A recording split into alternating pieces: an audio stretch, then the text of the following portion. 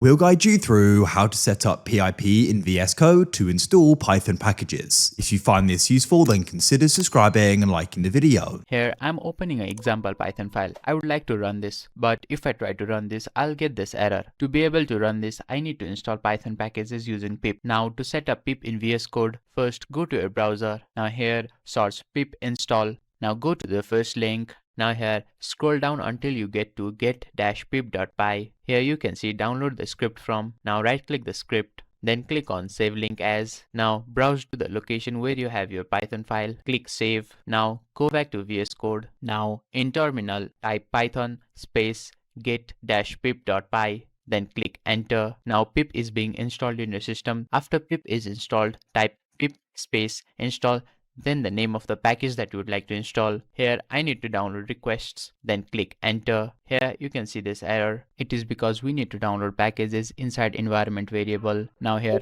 click on create here on the top. Now click on Python. Now the Python package has been installed. Now on the top right you can click the play icon and try to run the Python file. Now here you can see the Python file has been successfully run.